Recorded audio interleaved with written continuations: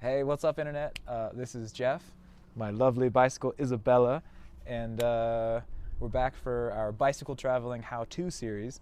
Today we are talking fenders for your travel bike.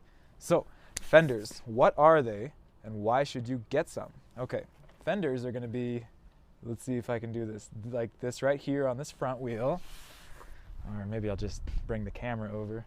Or we got this right here on the rear. You see on the rear it covers all the way down to the drivetrain and then up over the back wheel.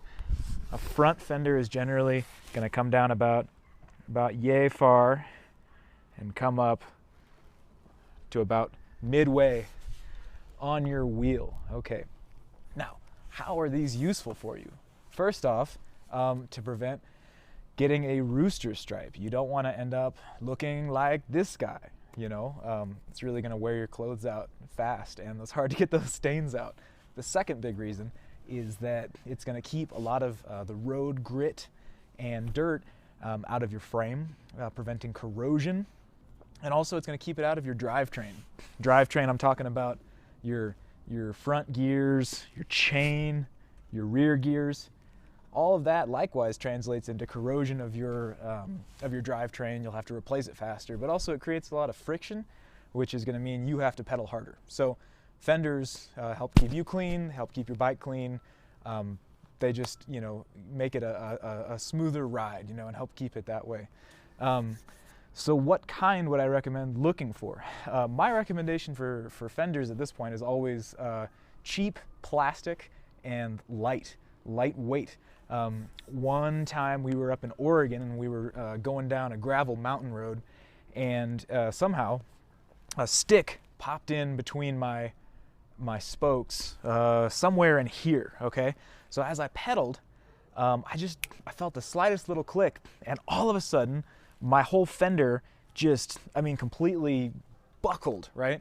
And I was able to hop off the bike and brake before it did any further damage. Now, if I'd had beefier fenders, because they do make them out of metals, they make them out of, you know, really heavy plastic, you know, whatever you want, it probably would have leveraged against the spokes, and in the process I would have broken spokes instead of just the fender itself collapsing. Now, the fenders I had before this were the same model, cheap Planet Bike plastic used fenders, and like I say, they just crumpled right up. I was out about $10. I found a new fender at some point and threw it on, and it was new. It was no problem. So your fenders are going to be something that are vulnerable to breaking in horrible ways. You don't want to spend a lot of money on them on your trip, because when you're rolling thousands of miles, the likelihood that something's going to happen to them is much higher, and if they're able to break quickly, you won't break the rest of your bike. So you know, the nice hammered brass and aluminum fenders, they look great, but I would recommend that those are for rolling up to the coffee shop and your little sausage jeans with your well-oiled beard. When you're traveling, keep it simple.